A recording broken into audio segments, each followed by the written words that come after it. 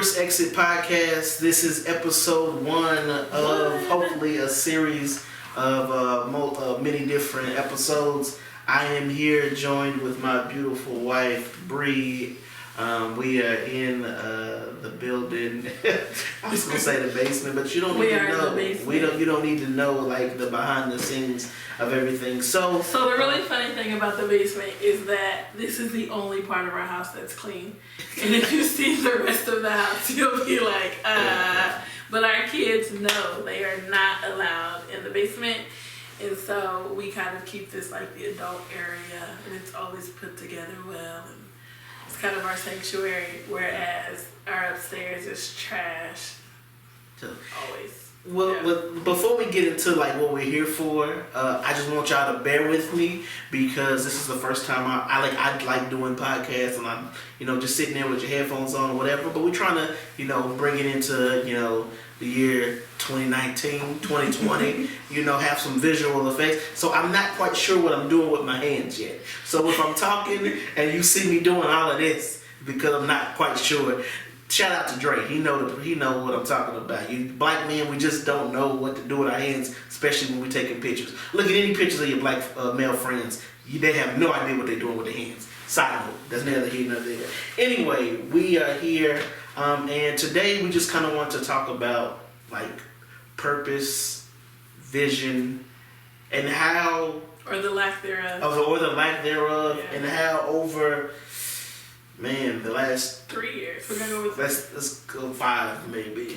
5 years. We've only been married for 8, so we're gonna say pretty much. Okay, so 3. The majority of our marriage. So 3 years, like the vision and or lack of purpose, like how the roller coaster ride that it kind of can take you on, and how and like where that took us in life, and like where it's taking us now.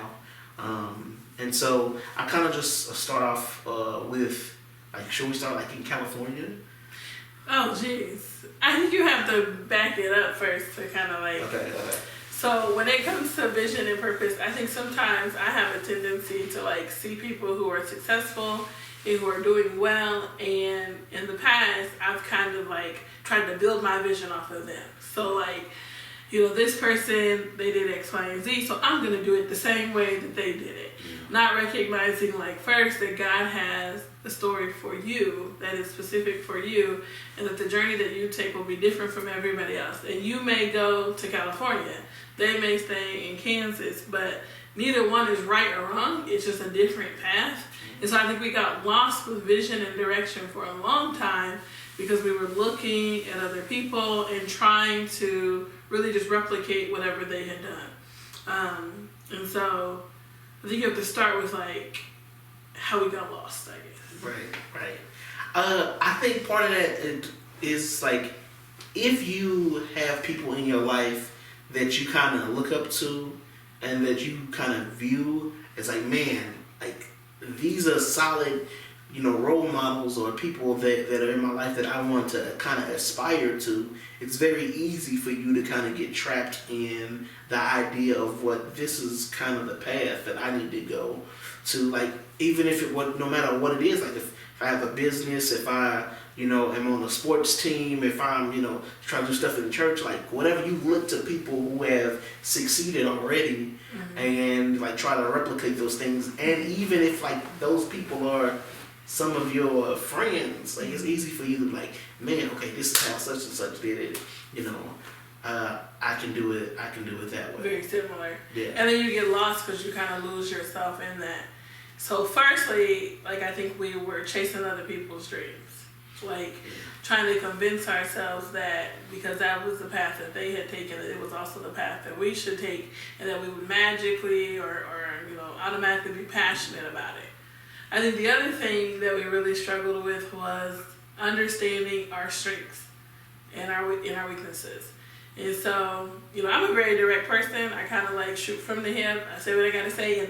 And thankfully and prayerfully, God has like given me more tact over the years. And I think also that goes back to like why we're married, because where I'm weak, you're really strong. So I'm not very tactful, but my husband, you have a really good way of wording things and kind of filter what you say, you think before you speak, everything that I don't do. So, so I think when I say, you know, I had to figure out my strengths and weaknesses, one of the things that's actually my strongest point, I thought was my biggest weakness. And it wasn't that it was a weakness, I just didn't know how to use it yet. And so it's great to be direct and to say the things that other people won't say and to kind of speak your mind. But there's a way and there's a time and there's discernment, and those were the pieces that I was always missing. So I would say something and it would come off wrong. And so I spent a great majority of my life and my Christian walk trying to be, you know, someone that I wasn't even capable of being. And it took a very long time for me to understand giftings and to understand the gift of administration, the gift of just being able to walk into a situation and take charge. And there's a way to take charge. There's a way to kind of to give guidance and direction and leadership. And initially, I would just like come in and like pounce on people, and they'd be like, "Hey, hold up, show that." Yeah, but with time, learn, okay, I'm going to ease them into me because I know that I can come off strong and I know that I can take over situations. But let's gradually step into that. And so, I think when I really started to walk into purpose was when I realized what my strengths and weaknesses were, and when I didn't shy away from the parts of me that other people didn't like. Yeah. Which I think that's great that, you know, you knew that, okay, this is who I am. And I think that this may be, and I'm aware of, myself. So although, you know, this is really a good thing, I'll view it as a bad thing. Mm-hmm. It's tough when you're not sure about who you are. Yeah. And if you don't have any type of self-awareness, good or bad, whether it be like you're just oblivious to what everyone else sees, or you have your self-esteem isn't to a point where you can truly appreciate the things that God has put in you. For me, I'm naturally like the peacemaker, and I'm naturally looking out for other people's, needs, and I always feel myself as like I'm the guy who you can depend on if you're trying to do something. If you got a vision, if you got a plan, bro, I'm your second. I'm second in command. But you're not the person to come up with the vision and the plan. Right. Whereas I'm the person that I can come up with the vision and the plan, but you want the consistency. I'm gonna get bored. Right. And so I kept finding myself starting stuff and never really finishing it. It's starting it and then never really finishing it. And then with our company, our school that we started, I really felt like I was called to start it and to get it going, and then I didn't leave. And then in not leaving, I feel like I just kind of stifled them, and they couldn't flourish and they couldn't grow because I was outside my comfort zone, because I'm the person who has the vision. I start it, I get it going, I have the administrative skills to get you going, but I don't have the, persistence? Perseverance. Right? Yeah, to be able to sustain this thing long term. Mm-hmm. And so there were several things in my life where I just did not recognize okay, start it and move on. Start it and let the people take it over and move on. You come in, you start it, you clean it up, you get it in order, and then move on to the next. And that's just where my gifting is. So I think about it as church planters. There are some people who are supposed to plant and some who will reap the harvest. And so sometimes planters even can come in, they start it, and they're supposed to leave or they don't. Because then you start to micromanage and want to take ownership of. And it would be tough. It would be tough for a lot of people, because when you, especially if God gives you a vision for something, right? Mm-hmm. It's hard for you to think about this thing and not see what it can be. And if you apart from you, yeah. It's hard to see okay, you wanted me to do this. You called me to create Apple. You know what I'm saying? And I'm gonna do it in my basement, and this is what it can be. But you just want me to start it and let somebody else take it and do that? That doesn't comprehend for me. And so I think that takes growth to know which one you are. Because you may be the one that's supposed to see this thing through the end, but you I don't want to do that. Yeah. Let me go start something else. Yeah. Let me just be the starter. I I can just be the starter. And I start all of this stuff, but I never see anything out, and I just leave people, just kind of in a bad place. But you have to, and that's you have to be self-aware in that, and that I don't think that just comes off of. So the first thing we did wrong was we were looking kind of at other people's vision and plan and assuming that our vision and our plan in our path would be the same as theirs. So we spent years just kind of chasing other people's dreams. And then we didn't recognize what our strengths and weaknesses were and kind of how we can use those strengths in a positive way and use those strengths to really carry out, God's mission. And it took us a long time to really come into ourselves, if that makes sense. To finally recognize, for a long time, even if I just talk about my weight, I was waiting until I was skinny again. I'm not gonna lie. I have all of this here from having babies, and I was just waiting for my body to get back to normal. And then at some point, you have to recognize, your body ain't gonna get back to normal.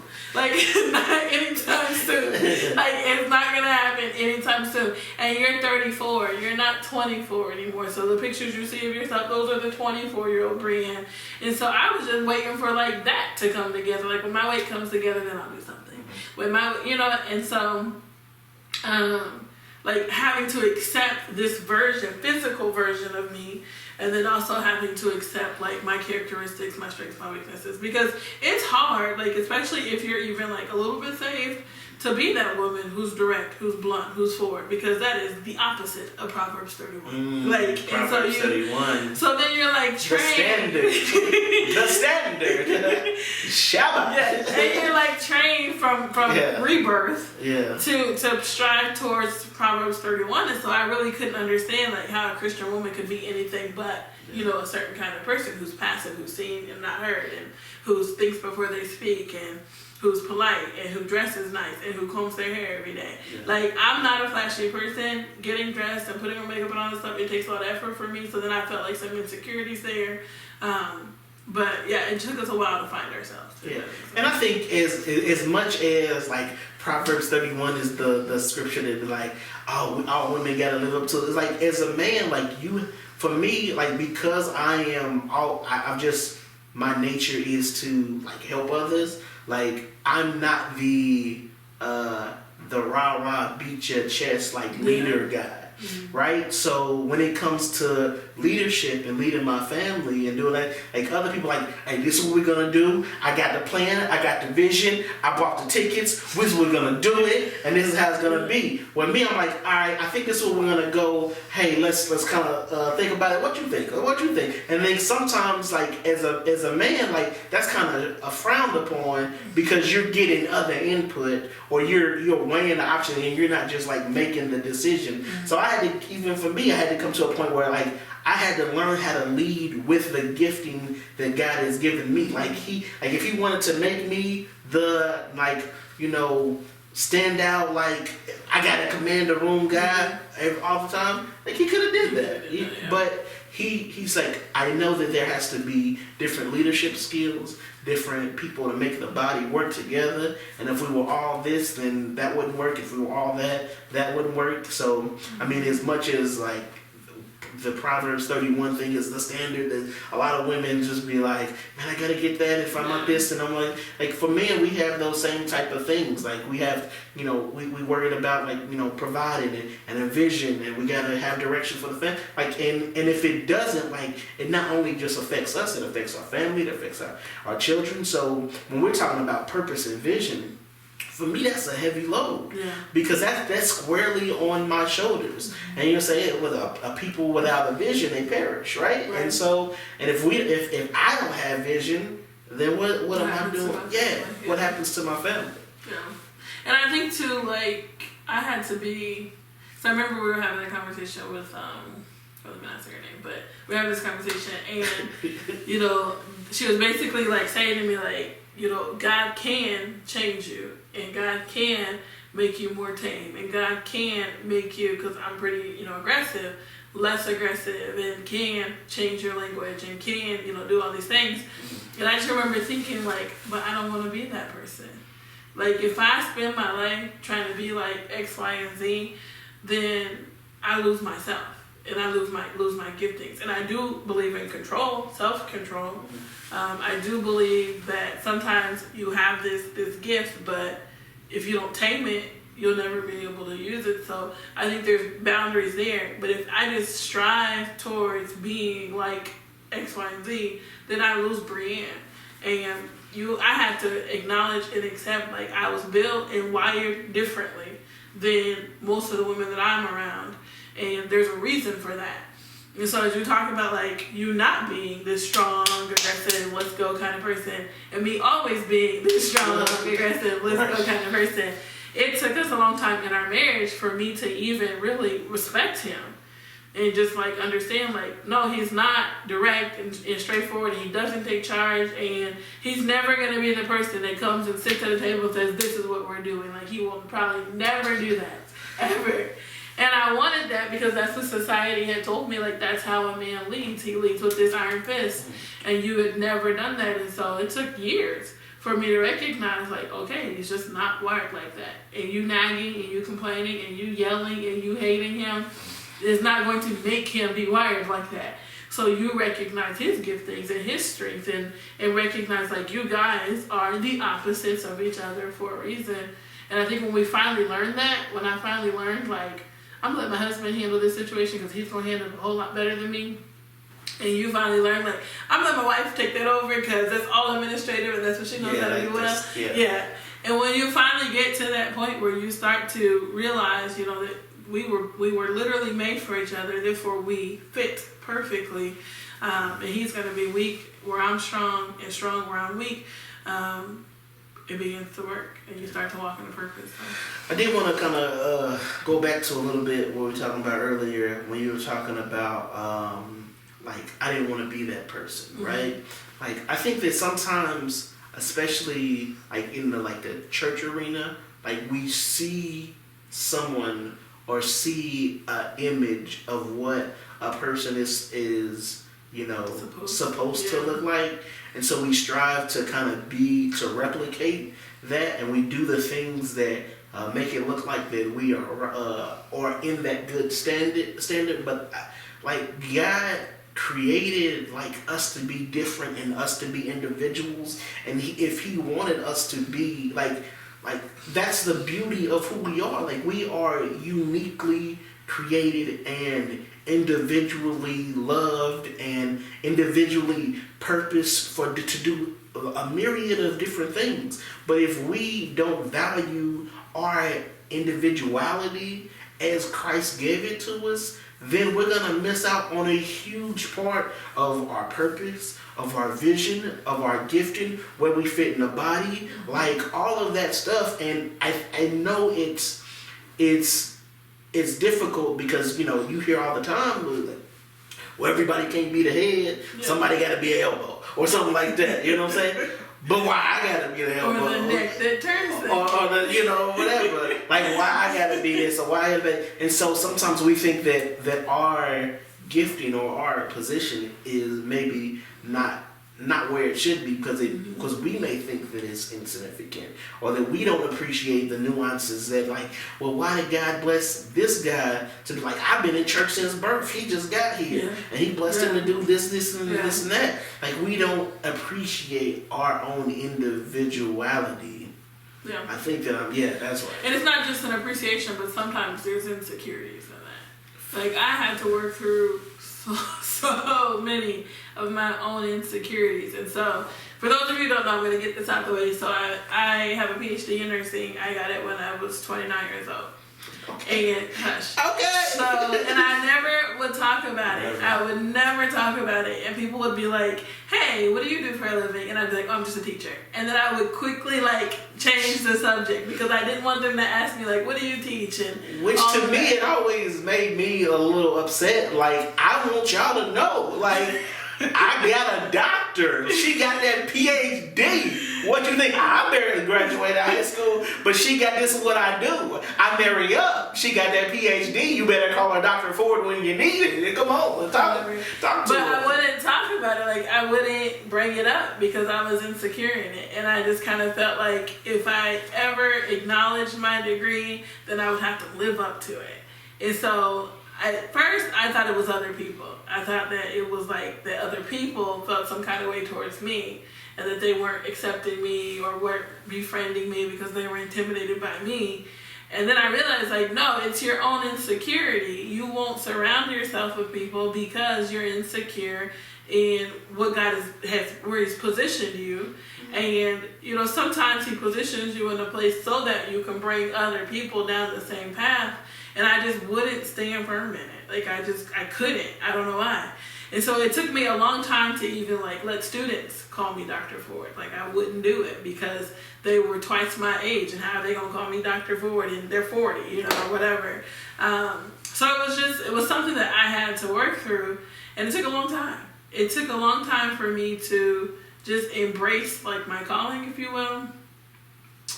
Embrace, like, the fact that I was able to achieve that, and that it's okay. Like, it doesn't take away from who I am as a person. It doesn't make me, like, less likable, if you will. Because we live in the urban core, all of our friends are typically urban, and that I could still be friends with them, even though I had a PhD and they didn't. And that it didn't, like, you know, separate us in some kind of weird way, like they wouldn't befriend me because of it. So it took a while. Like, it took a really long time for me to just be like, okay, like, God gave me a PhD. I'm not really using it. Well, I am now, but at the time, like, I wasn't really using it. So it really didn't matter. But can you just accept it? Like, accept that He's just gifted you in that, and not feel bad that God gifted you that way. Yeah, and there was a lot of guilt. I think there was a lot of guilt. Like, I felt like I kind of, like, betrayed everybody, or, like, left everybody with crumbs. Mm-hmm. And that if I, like, lived and walked in my calling and actually made it, then I would be leaving my family behind, and leaving my friends behind, and leaving everybody behind. And when in reality, like, for a lot of families, that's how they survive. Like, one person makes it and then brings everybody else along. But sometimes, come on, let me preach this. Sometimes you have to be the forerunner to go before to save your family. See, there was a man, by the name of Joseph. His brothers sold him into slavery. Y'all not hearing what I'm saying? He had to go through some things, and God pulled him through that thing, and He saved his whole family. He got elevated, He got elevated. You're not saying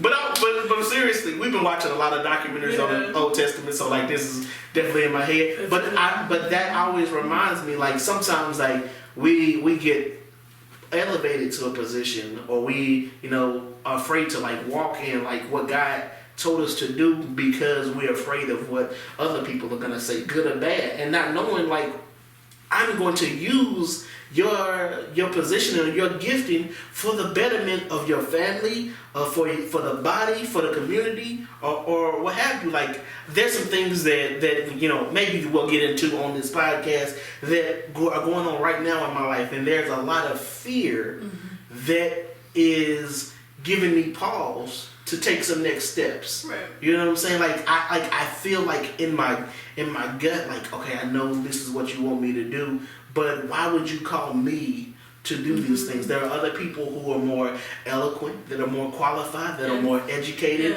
that are more aesthetically appealing than myself. Then both of us, I feel like we both have that fear or that insecurity. Is like, I don't feel like I talk well. Like, I'm very insecure, like, the sound of my voice. And people always will tell me, like, I heard you down the hallway and knew it was you. Like, because it's just so distinct.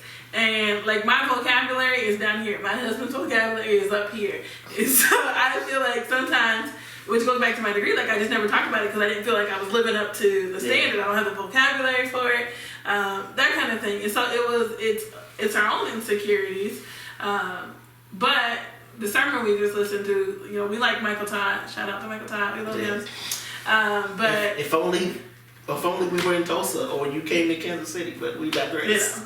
We digress. So he talks about, like, how God takes the unqualified. And so, you know, I don't feel like I'm perfect. I feel like I live a pretty, I don't say ratchet life, but I have ratchet moments. Ratchet life. Diet ratchet. Okay. All right. But I have have ratchet moments where I'm like cursing people out and stuff. Like, you know what I mean? Like just moments where like my flesh and the fact that sin is real, my flesh is real. So I have moments where things don't go well. Right. And so, and I feel like that's where you come in. Because Trent has been on cleanup duty for 8 years. This podcast is brought to you by Ratchet Life.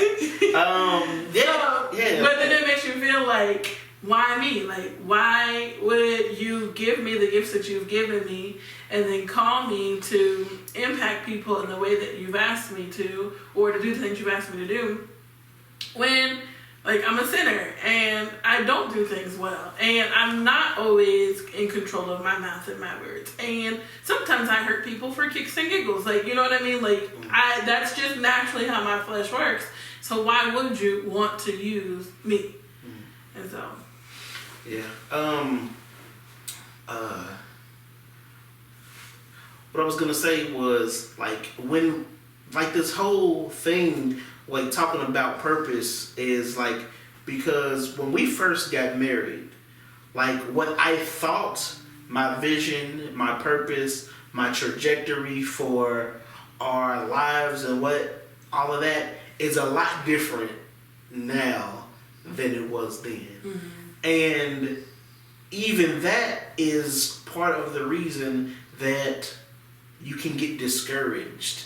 And then we went through maybe a 3-year period where, like, it was just this roller coaster of spiritual and like literal rebellion, literal emotional roller coaster, rebellion, like a desert of not understanding, like, what God's plan was, what was going on, like, even like to the point where, like, we take all spiritual stuff out of here, don't know what's happening with life.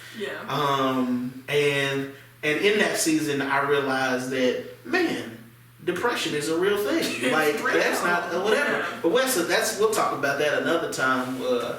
But it was just this lack of knowing. So now, you know, fast forward, you know, 4 years, trying to wrap our head around, like, okay, what is not the purpose for our lives, but really trying to hone in, okay, on the vision that I have for my family, that God has for us, like, and what that looks like. Because a lot of times, like, especially if things aren't going right, it's easy to say, skip everything, let me just live life and not have any direction or whatever. I'll never forget a sermon that I heard by a local pastor, Pastor Bragg. He talked about the difference between salmon and jellyfish. Oh, yeah. And we thought about that. Yeah. And how, like, a salmon, like, when it's born, when it's time to mate or whatever, like, they're going back to where their mating ground is. So they're fighting everything that they can because it has a destination in mind. It knows that, boom, it's time to go back to the mating ground. So they're going against the current. They have to go upstream, fighting bears. Well, they don't fight bears. They're just trying to avoid getting eaten by bears. But whatever. But they're focused on this singular goal that I have to get here. On the other hand, you have jellyfish. Now, jellyfish, they in the ocean, they normally are in big herds together, and they just go wherever the ocean takes them. Wherever you go, whatever the current takes them, that's where we go, and it's all good. And if we happen to run into a school of, just fish, and we shock all of them and they die, then as well. But if we get eaten by something, I don't know. The jellyfish get eaten? I don't know if jellyfish get eaten because that would kind of hurt. I don't know. What I'm saying? But porcupines get eaten, and that would. How do porcupines get They just flip them over and get on the underside. Who would think? I don't know. Tigers. I don't know. Raccoons. I don't know who eats. I didn't do my research on porcupines. Yeah, I didn't. There was an analogy that went to the left, and now you're asking me for facts on an analogy that I didn't prepare for. I'm trying to get my science. I'm like, hey, we gonna watch the Animal Planet after this. It's gonna work out. Anyway, jellyfish. They in the ocean. So anyway, with all that being said, I realized that my natural inclination is to be a jellyfish. Okay. And my wife's natural inclination is to be a salmon. Like, she focused. She like, boom, I got this thing. We're going to go here. We're going to do this, this, and this. And I'm more like, hey, relax. We got it. It'll be fine. I got paid Friday. The bills due Monday. I'll pay it Tuesday. You know what I'm saying? You know what I'm saying? Relax. It'll be fine. It'll be fine. But sometimes I'm like so extreme, and then we find ourselves in a bad place. Like, I got paid Friday. I paid every single thing I could possibly pay on Friday, not realizing, like, we got 2 more weeks. Yeah, we got 2 more weeks. Didn't get no groceries. Oh. But everybody else got paid. But everybody else got paid. You paid some bills early, but we didn't get no food. Okay, we don't get no gas for the car. So, but learning the balance, like to recognize again your strengths and weaknesses, and to know how you're wired. And even if we go all the way back to like how we got together, and like we were friends for 7 years before we got married, almost 8 years. And when we got married, like when he proposed to me, it was Christmas Eve. Christmas Eve. So we started dating on Thanksgiving. We were engaged by Christmas, and we were married by March. Yeah. And so when it happened, everybody was just like, first of all, who is this girl? Like, we ain't never met her, we ain't never seen her, because I wasn't really in the same crowd that he was in. And then secondly, like how fast it went. Like literally in 5 months' time, we went from dating to married. Yeah. And what people didn't know was that there was all this backstory of like how we met and how our friends were dating and now married, and how we spent all this time together, and how when I would drive home from grad school in Iowa, I would call him and talk to him for hours all the way home. And so there was all that backstory, but I remind him all the time, especially when we're at our worst, like, God took 7 years to put us together. 7 whole years. Like, he could have put us together, boom, like that. But it took 7 years to put us together. And hold on, and it wasn't like we didn't try before then. I actually, first of all, I didn't ever think we would date ever. But then, like 3 years into our 7-year friendship, I said, I'm gonna ask her out. And so I did. We went on like 4 or 5 dates. Really good dates, mind you. And then she was going back to school, and she broke my little heart. She said, we're not going to do this little long distance stuff. So then I went to my homie Dre, and I talked all bad about her. I said, she this, she that, she that. She ain't nothing. I don't know. She don't know what she's missing out on. It's a good thing over here. But then we came back together. And so it was not only that friendship, but that time that we were dating, I think that played a big factor. so when you talk about purpose and vision, you have to keep in mind, like, God doesn't take 7 years to put 2 people together. Yeah. Unless their vision and their purpose is intended for them to be together. And as our life unfolds and we really start to mature and see our strengths and weaknesses and that kind of thing, I think we see more and more why we are together. Right. And how God like plans to use that. So yeah.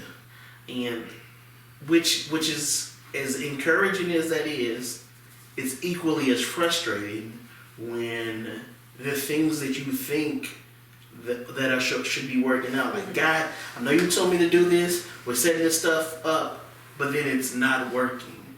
Like, what's happened? And I actually think it's a blessing that we've been watching a lot of these Old Testament documentaries. Mm-hmm. Shout out to whoever been making the Discovery Channel or the Nat Bible Geo, series, yeah. Whoever was making them documentaries or that miniseries.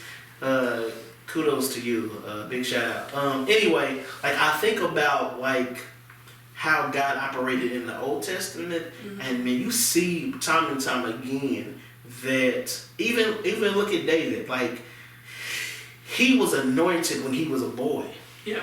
It took until he was a man before he actually became king. Now, there was a lot of stuff that happened in between there. He was working for the guy whose job he was going to take, and then that guy was trying to kill him. But through the whole time, he was anointed. Like, he was already chosen to be that person. But because it doesn't happen in the time frame that we think it is, it gets, and that's the thing about, like, vision and purpose. Like, for us, like God will give us a vision for something, or he will tell us how to do this thing, and then we, in turn, try to tell him when that thing is going to happen. And then we get discouraged and get mad at him when it doesn't happen when we think it should happen. Yeah. And that's pretty much summing up the last 3 years of our life. Like, exactly.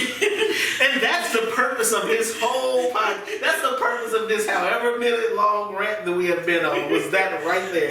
We could have started with that and been done. But okay. But I think, so we call this the Nearest Exit podcast, right, because in life there have been so many things that we wanted to exit. Like, I don't want to do it. I'm not here for it. I'm done. Where's the nearest exit? So that's why we want to talk about, like, just some of the experiences that we've had where we have been stuck in something and wanted to get out, or was at one thing and was trying to get to another, exit to get to another. So exit is a great word for us, because that's pretty much sums up our whole marriage and our whole walk with God. It's just like, yeah, I hear you. I see what you're trying to do over there, but I'm going to exit and come over here. So. And what the dope thing about, like, an exit is, like, a lot of times we think of exit, that means we're, like, leaving something, right? But you can exit to something, right? So knowing when you're on this road, if this exit is for you to get off a path or for you to get on one. And so that's the exciting part for me, is that now we're moving in a place where I think that we are ready to start moving onto some stuff. So the heart of this is just gonna be like, and you'll see us a lot. Well, I don't know if about a lot, but you'll see me a lot. Yeah, I won't be here as often because I found my purpose. Yeah, and my purpose takes a lot of time. So. I'll speak here when I can. Yeah, and so you'll see me a lot, and I'll have different guests, and we'll have different discussions and things like that. But today, man, we just wanted to talk a little bit about, our experiences with some vision and some purpose stuff, and just kind of see if we want to keep doing more episodes. However, I hope that, in this rambling, that some people find it and are encouraged or annoyed, and if so, hit me up on Facebook and then we can talk about it further. But till next time. Yeah.